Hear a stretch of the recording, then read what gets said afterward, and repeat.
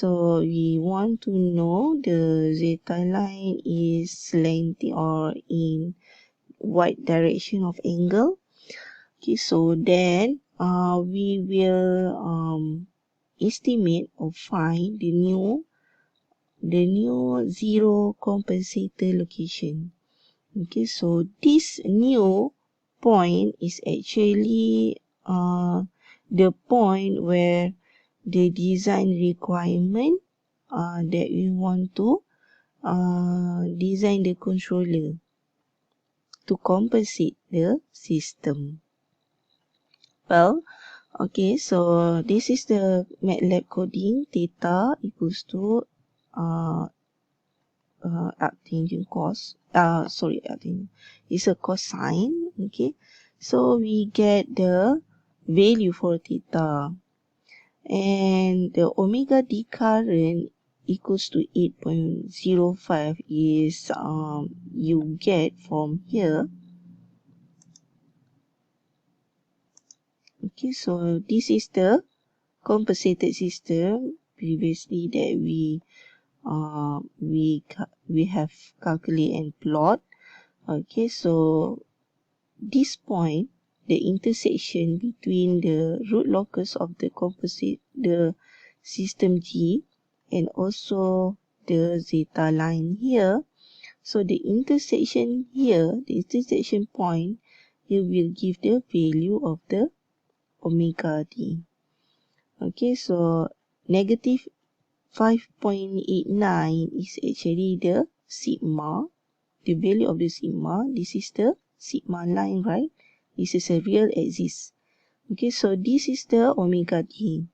Omega d is in 8.07 or around there, 8.05. Okay, so how we know this is the value? Because there is a I there, so it represents is a imaginary axis. Okay, so the damping line here is 0.59 as we find it before. The overshoot percentage of this line is 10. Alright, so back to the calculation. So from the value of omega d, we can calculate and find the peak time for the current system G. So equals to pi over the current omega d, so you get the peak time. Okay, so now we want to get the new peak time based on the design requirement, which is us to design a controller that can improve 2/3 of the response. Okay, so now the peak time we will times the 2/3 that the question asks, then you get the new peak time. So from this new peak time, we can find the new omega d, means the value of the imaginary axis, point of imaginary axis. So you get the value, the new value of me. So from this one, from this omega d, then you will find the new sigma value.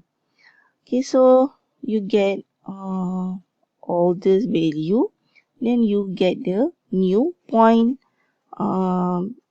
that still lie along the zeta line, but it will give a compensated system. So we get this new point. Then now is to find each angle that attached to this new point. Okay, this new line angle is actually to connect from the new point to each pole in 0 of the system. Okay, so this is how we write the formula for the angle.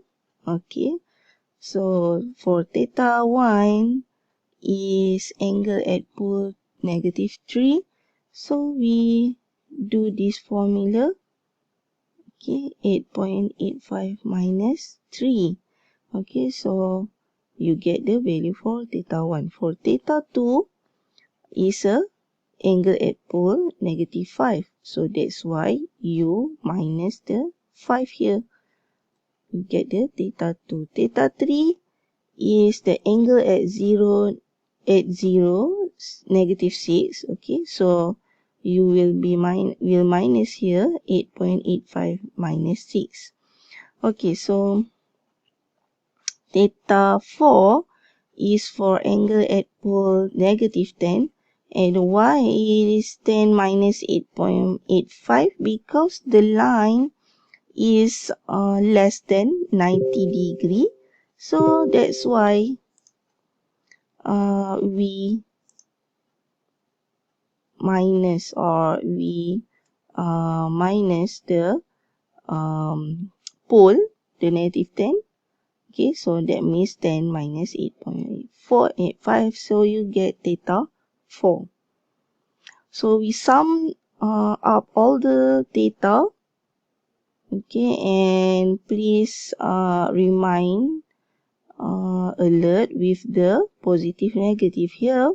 The negative means is a pole and the positive means is a 0. So you get the summation of the angle, and we minus 180 to get the angle for new compositor. So we define it as a theta for PD controller. Okay, so we get the value for new theta,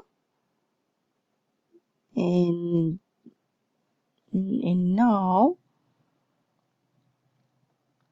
is so this new value of new theta means the new value theta of PD controller proportional derivative. Okay, is like an angle of departure. So means that from this new point we want to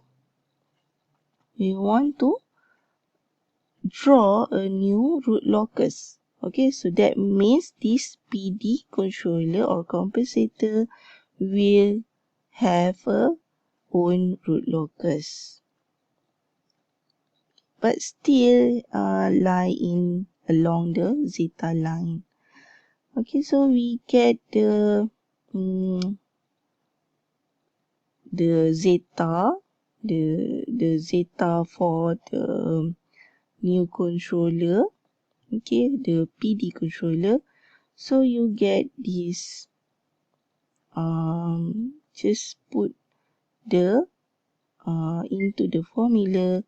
You get the zeta for PD controller, and with this you can get the new transfer function for PD compositor S plus ZC, and you get this transfer function.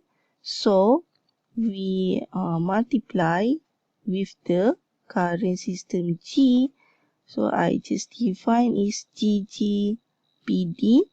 So when we multiply it, then you get the compensated system. We plot it into the figure.